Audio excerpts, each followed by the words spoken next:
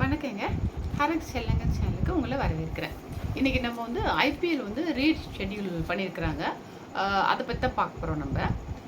2-3 நாளாக வந்து கொஞ்சம் வந்து அன்றைக்கே சொல்லிட்டாங்க 17th தான் ஆரம்பிக்க போகுதுன்னு சொல்லிட்டு. ஆனால் அதுக்கப்புறம் எந்த பிளேயர்ஸ் வருவாங்க, ஏன்னா ஓவர்சீஸ் பிளேயர்ஸ்லாம் போயிட்டாங்க ஊருக்கு. அதனால திரும்பி வருவாங்களா என்ன டவுட்டாக அது. ஸோ ஒவ்வொரு நாளும் ஒவ்வொரு அப்டேட் வந்துட்டுருக்கு. ஸோ சேர்த்து உங்கள்கிட்ட சொல்லலாம்னு சொல்லிட்டு தான் இன்றைக்கி வீடியோ போடுறேன். வாங்க வீடியோக்குள்ளே போகலாம். நம்ம ஐபிஎல் வந்து நடந்துட்டு இருக்கிறப்ப தான் உங்களுக்கு வந்து அந்த பெஹல்காம் பிரச்சனைனால வந்து இந்தியா பாகிஸ்தானுக்கு வார் வந்துருமோ அப்படிங்கிற மாதிரி ஒரு ஆரம்பிச்சிது. ட்ரோன்ஸ்லாம் வந்து பிரச்சனையாச்சு போச்சு எல்லாமே தெரியும். அது வந்து பஞ்சாப்புக்கும் டெல்லிக்கும் மேட்ச் நடக்கிறப்ப தரம்சாலாவில் இது மாதிரி ட்ரோன்ஸ்லாம் அனுப்புகிறாங்க பாகிஸ்தானோட. டக்குன்னு லைட்லாம் ஆஃப் பண்ணிட்டாங்க கிரவுண்டில். ஒன்றும் புரியல. ஃபஸ்ட்டு ஃப்ளட் லைட் வந்து ரிப்பேர் அப்படிங்கிற மாதிரி கேள்விப்பட்டோம். பார்த்தா அப்புறம் இந்த பிரச்சனைனால தான் எல்லாம் ஆஃப் பண்ணிட்டு உடனே எல்லாம் அங்கே வந்த எல்லா ஆடியன்ஸ் எல்லாத்தையும் அப்படியே இருட்டிலே வந்து எல்லாத்தையும் வெளியேற்றிட்டு இவங்களையும் வந்து ட்ரெயின் மூலயமா ஃப்ளைட்டு வேணாம்னு சொல்லிட்டு வந்தே பாரத் ட்ரெயின் ஸ்பெஷலாக ஏற்பாடு பண்ணி டெல்லிக்கு வந்து அனுப்பிச்சிட்டாங்க. எல்லாமே நம்ம கேள்விப்பட்டிருப்போம். ஸோ இப்போ திருப்பி ஒரு வாரம் தான் சஸ்பெண்ட் பண்ணியிருக்கோம் அப்படின்னு சொல்லியிருந்தாங்க. ஸோ மேட்சே நடக்காதோ அப்படின்னு இருந்தது. ஏன்னா இந்தியா பாகிஸ்தான் சண்டே ஆகிடுமோ, பெரிய வார் மாதிரி வந்துடுமோ, ரொம்ப பயந்துட்டு இருந்தோம். அதனால மேட்சும் நடக்காது, கேன்சல் ஆகிடும் அப்படிங்கிற மாதிரி இருந்தது. இல்லை வேறு வெளிநாட்டில் துபாயில் வைக்கிறாங்களா, ஸ்ரீலங்கா அப்படிலாம் பேச்சு நடந்தது. கடைசியில் ஒன்றும் நல்லபடியாக வந்து ஒன்றும் பிரச்சனை இல்லாமல் சுமூகமாக முடிஞ்சிடுச்சு. அதனால் வந்து திருப்பி வந்து ரீஷெட்யூல் பண்ணியிருக்கிறாங்க எப்போ மேட்ச்னு சொல்லிவிட்டு. அது வந்து எந்தெந்த பிளேஸில் வென்யூஸ்ன்னு சொல்லியிருக்கிறாங்க. ஆனால் வந்து உங்களுக்கு பிளே ஆஃப் வந்து எங்கே நடக்க போகுதுங்கிறத நான் சொல்லலை. 4 இருக்குது பார்த்தீங்களா, குவாலிஃபயர், எலிமினேட்டர் 1, எலிமினேட்டர் 2, ஃபைனல்ஸ். இது வந்து எங்கே நடக்க போகுதுன்னு சொல்லலை. மற்றபடி இந்த லீக் மேட்ச்லாம் எங்கே இருக்குது, 17 லீக் மேட்ச் நடக்குது. அது எங்கெங்கன்னு சொல்லியிருக்கிறாங்க. அது என்ன நியூஸ் நடக்குதுன்னா, டெல்லி, பெங்களூர், அகமதாபாத், லக்னோ, மும்பை, ஜெய்ப்பூர், இந்த 6 இடத்துல அங்கே நடக்குது. இதில் வந்து ஹைதராபாத்தில் நடக்கலை, சென்னையில் நடக்கலை. ஏன்னு தெரியல. சென்னைக்கு இன்னும் 2 தடவை வந்து பாம் த்ரெட் வந்துச்சுன்னு சொல்லிட்டு நியூஸ் பார்த்தோம் நம்ம. அதனாலயா இல்லை எதனாலன்னு தெரியல, இல்லை நம்ம பிளே ஆஃப் வரலங்கனாலையா என்னன்னு புரியல. அதனால் வந்து இப்போ சென்னையோட மேட்ச் வந்து நம்ம ஜெய்ப்பூருக்கு மாற்றிட்டாங்க. நம்மளும் ராஜஸ்தானும் விளையாடுறோம் பார்த்தீங்களா, அந்த மேட்ச் வந்து ஜெய்ப்பூருக்கு மாற்றிட்டாங்க. அப்போ நம்மளும் ஜிடியும் விளையாடுறது ஆஸ் யூஷுவல் வந்து அகமதாபாத்தில் தான். ஸோ சென்னையில் மேட்ச் கிடையாதுங்க. இது மாதிரி 6 வென்யூஸ் வச்சுருக்குறாங்க. அதே மாதிரி பஞ்சாப் கூட வந்து பார்த்திங்கன்னா அவங்க ஹோம் கிரவுண்ட் தான் விளையாண்டாங்க தரம்சாலாவில். இப்போ அங்கேயும் வந்து கொஞ்சம் வேண்டாம் அப்படின்னு சொல்லிட்டு அங்கே ஸ்டாப் பண்ணிவிட்டு இதில் வச்சுட்டாங்க. அதெல்லாம் வந்து ஜெய்ப்பூருக்கு மாற்றிட்டாங்க. இப்போ அவங்க விளையாடுற 3 மேட்ச்சுமே ஹோம் கிரவுண்டே கிடையாது, அது ஃபுல்லாக வந்து ஜெய்ப்பூருக்கு மாற்றிட்டாங்க. ஸோ இப்படி தான் எல்லாம் சேஞ்ச் பண்ணியிருக்கிறாங்க. இதில் வந்து பார்த்திங்கன்னா ஃபைனல்ஸ் எப்போன்னா 17th அன்றைக்கி ஆரம்பிக்குதுங்க. ஆரம்பித்து 3ஆம் தேதி ஐபிஎல் ஃபைனல், ஜூன் 3 வந்து ஃபைனல் வச்சுருக்குறாங்க. இது மாதிரி வச்சுட்டு ஷெட்யூல்லாம் வந்துருச்சு. இப்போ வந்து இந்த மேட்ச் நடக்கிறப்ப இந்த ப்ராப்ளம் வந்து சொல்லிட்டு நிறைய ஓவர்சீஸ் பிளேயர்ஸ் எல்லாமே போயிட்டாங்க.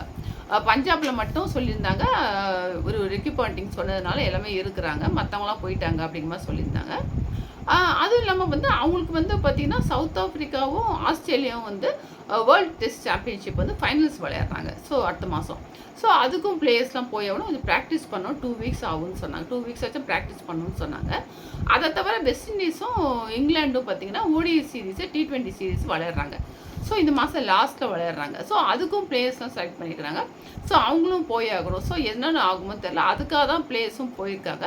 ப்ளஸ் இந்த ப்ராப்ளம்னால போயிடலாம் அப்படின்னு சொல்லி போயிருக்கிறாங்க. ஸோ திரும்பி யார் வருவா என்ன. இப்போ நம்ம டீமில் கூட பிரச்சனை கிடையாது. ஏன்னா நம்ம வந்து பிளே ஆஃப் போகல, நம்ம ஆர்ஆர், எஸ்ஆர்ஹெச் 3 பேர் போகல. ஸோ நம்மளுக்கு வந்து பிரச்சனை கிடையாது. விளையாட்டு கூட இருக்கிறவங்க வச்சு நம்ம நெக்ஸ்ட் இயருக்கு தான் நம்ம வந்து எல்லாம் ரெடி பண்ணிட்டு இருக்கோம். ஸோ நம்ம லோக்கல் பிளேஸ் வச்சு நல்லா பண்ணுற மாதிரி ஐடியா இருந்தது. ஆனால் பெரிய டீம்லாம் பார்த்தீங்கன்னா ஃபஸ்ட்டு செகண்ட் பிளேஸ்லாம் மெயினாக வந்து அங்கெல்லாம் ரொம்ப நல்லா விளையாண்டாங்க. இப்போ பட்லர் ஆகட்டும், அப்புறம் வந்து இந்த டீமில் பில் ஜாக்ஸு, ஸ்டார்க்கு, அது மாதிரி நிறைய பிளேயர்ஸ்லாம் இருந்தாங்க. இவர் ரொமாரியோ ஷெஃபர்டு, அது மாதிரிலாம் இருந்தாங்க. ஸோ அவங்கெல்லாம் போயிட்டாங்கன்னா என்ன பண்ணுவாங்க, ஏன்னா மெயினான இப்போ இதுலலாம் பார்த்தீங்கன்னா ஜிடிலாம் பார்த்தீங்கன்னா மெயினாக வந்து சாய் சுதர்சன், அப்புறம் கில்லு, பட்லர் 3 பேர் தான் மெயினாக அடிப்பாங்க. ஸோ அதில் பட்லர் போனால் பெருசாக ஒரு பெரிய அவங்களுக்கு லாஸ் மாதிரி இருக்கும். ஸோ டீம்ஸ்லாம் யோசிச்சுட்டு இருந்தாங்க என்ன பண்ணுறது இது மாதிரின்னு சொல்லிட்டு. ஏன்னா பிளே ஆஃப் போவாங்கலாம் ரொம்ப முக்கியமான தேவை ஓவர்சீஸ் பிளேயர்ஸ் தான். ஸோ அவங்கள நம்பி தான் விளையாண்டுறாங்க. நிறைய பேர் வந்து அதில் தான் அவங்க தான் நல்லா விளையாண்டுருக்குறாங்க ஓவர்சீஸ் பிளேயர்ஸ். அவங்க அதாவது நம்ம பிளேயர்ஸு கூட சேர்ந்து அவங்களும் நல்லா விளையாண்டுருக்குறாங்க. அதனால் என்ன கான்ட்ரிபியூட் பண்ணியிருக்கிறாங்க. ஸோ அதனால் என்ன பண்ணுறது யோசிக்கிறப்ப நம்ம பிசிசி என்ன சொல்லிட்டாங்கன்னா, இந்த வருஷத்துக்கு மட்டும் ஓவர்சீஸ் பிளேயர்ஸ்லாம் போயிட்டாங்களா, அதுக்கு பதிலாக நீங்கள் யாரை வேணால் செலக்ட் பண்ணிக்கலாம். ஆனால் வந்து அவங்க இந்த வருஷம் மட்டும்தான் விளையாடணும் இல்லையா, அவங்க ரீடைன் பண்ணவோ எதுவும் முடியாது. நெக்ஸ்ட் இயர் வந்து ஆக்ஷனுக்கு வந்து அப்போ நீங்கள் எடுத்துக்கலாம் அப்படிங்கிற மாதிரி சொல்லிட்டாங்க. ஸோ உடனே வேறு யார் பார்க்குறது பிளேயர்ஸ் சொல்லி அந்த டீம் பார்க்க ஆரம்பிச்சிட்டாங்க. இல்லை டெல்லியில் வந்து ஃப்ரேசர் மேக்கர் போயிட்டார்ல, அவருக்கு பதில் என்ன பண்ணிட்டாங்க, முஸ்தபிசுர் ரஹ்மானை வந்து செலக்ட் பண்ணியிருக்கோம்னு சொல்லியிருந்தாங்க. ஆனால் ஆக்சுவலாக முஸ்தபிசுர் வந்து பார்த்தீங்கன்னா யூஏஇ போயிட்டார், அரப் எமிரேட்ஸ். ஏன்னா அவங்க கூட வந்து 17th 19th மேட்ச் இருக்குது. அது முடிச்சுட்டு பாகிஸ்தான் கூட 5 மேட்ச் விளையாடுறாங்க. அது வந்து மே 25லேருந்து 3rd வரைக்கும், ஜூன் வரைக்கும் இருக்குது. ஸோ அவர் வந்து இப்போ யூஏஇ மேட்சுக்காக அங்கே போயிட்டார். அப்படிங்கிறப்ப இங்கே அனௌன்ஸ் பண்ணியிருக்காங்க, அங்கே போயிட்டாங்களேன்னு ஒரே கன்ஃபியூஸ்டாக இருந்தது. ஸோ அவர் வருவாரா என்னன்னு தெரியல அவங்களுக்கு. ஸோ அது மாதிரி ஒன்று, அது எப்படி தெரிஞ்சுக்காமே அவங்க செலக்ட் பண்ணி அனௌன்ஸ் பண்ணாங்கன்னு தெரியல. ஆனால் ஒரு பக்கம் பார்த்தீங்கன்னா நம்மளுக்கு வந்து இப்போ பங்களாதேஷில் வந்து ஆட்சி மாறினதுக்கப்புறம் அவங்க பாகிஸ்தான் கூட வந்து ரொம்ப க்ளோஸாக இருக்கிறாங்க. ஸோ அதனால வந்து என்ன பண்ணுறாங்கன்னா நம்மளுக்கு அகேன்ஸ்டாக இருக்கிற மாதிரி பாகிஸ்தான் க்ளோஸாக இருக்கிறாங்க. ஸோ அந்த பிளேயர்ஸ் வந்து அந்த பிளேயர் எப்படி சேர்த்தாங்க டெல்லின்னு சொல்லி ஆடியன்ஸ்லாம் சோஷியல் மீடியாவில் ரொம்ப வந்து இதாக போடுறாங்க. எப்படி சொல்கிறாங்கன்னா பாய்காட் டெல்லி கேபிட்டல்ஸ் அப்படின்னு சொல்லி ஹேஷ்டேக் வந்து ட்ரெண்ட் ஆகிட்டு இருக்கு. இப்போ அது மாதிரி போட ஆரம்பிச்சிட்டாங்க. ஸோ அது ஒன்றுங்க. அடுத்தது வந்து முக்கியமாக வந்தது என்ன நியூஸ்னால், ஜிடி வந்து குஷால் மெண்டிஸை வந்து, ஏன்னா பட்லர் இல்லைங்கிறப்ப குஷால் மெண்டிஸ் ஸ்ரீலங்கனுக்கு விக்கெட் கீப்பர் அவரை வந்து செலக்ட் பண்ணியிருக்கிறோம் சொல்லி அனௌன்ஸ்மெண்ட் வந்துருக்குங்க. இதுதான் மெயினாக வந்திருக்கு. இதில் வந்து நம்மளுக்கு வந்து சாம்கரனும் ஜெமி ஓவர்டனும் பார்த்திங்கன்னா அந்த இங்கிலாந்து டீமுக்கு செலக்ட் ஆகும்னு சொல்லிட்டு வெயிட் பண்ணி போயிட்டாங்க. ஆனால் பார்த்தீங்கன்னா சாம்கரன் 50 ஓடிஐக்கும் செலக்ட் ஆகல, T20க்கும் செலக்ட் ஆகல. ஆனால் அவர் வரல. மேபி 2 மேட்ச் தானேன்னு சொல்லிட்டு அப்போ வந்து லாஸ்ட் மேட்ச்சில் கூட சேர்க்கல அவர். அதனால வேஸ்ட்டாக வர வேணாம்னு சொல்லி வரலையான்னு தெரில. ஜெமி ஓவர்டனா ஒரு மேட்ச்சில் சேர்த்துருக்குறாங்க. ஸோ T20ன்னு நினைக்கிறேன். அதனால் அவர் வந்து வரமாட்டார். மற்ற ஃப்ளெமிங் என்ன சொல்லியிருக்கிறாருன்னா, மற்ற எல்லா பிளேஸுமே வருவாங்க, ஓவர்சீஸ் பிளேஸு சொல்லிட்டு. இதில் வந்து நமக்கு தேவையானவங்க யாரோ அவங்கள மட்டும் கூப்பிட்டுப்போம் அப்படின்னு சொல்லியிருக்கிறாரு.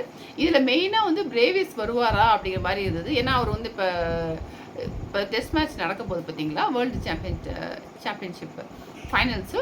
ஸோ அவர் போயிட்டார், வருவாரான்னு டவுட்டாக இருந்தது. ஆனால் அவர் வந்து இன்ஸ்டாகிராமில் வந்து ஒரு போட்டிருக்காருங்க. கரெக்டாக வந்து நம்ம வந்து வரேன்னு சொல்லி see you soon இந்தியா அப்படின்னு சொல்லி கன்ஃபார்ம் பண்ணியிருக்காரு. ஸோ அது வந்து எல்லாருக்குமே ரொம்ப ரசிகர்கள் ரொம்ப சந்தோஷப்படுறாங்க. ஏன்னா அவர் கிரவுண்டுக்குள்ளே வரப்போ 125 டெசிபல் சவுண்டு வந்து 125 டெசிபல் இருந்ததுதான். அவ்வளோ தூரம் வந்து அவ்வளோ பிடிச்சிருக்கு ரசிகர்களுக்கெல்லாம் பிரேவிஸை. அதுவும் வந்து அந்த மேட்ச்சில் வந்து பார்த்தீங்கன்னா ஒரே மேட்ச் ஒரே ஓவரில் வந்து 30 ரன் எடுத்தார் வேறு.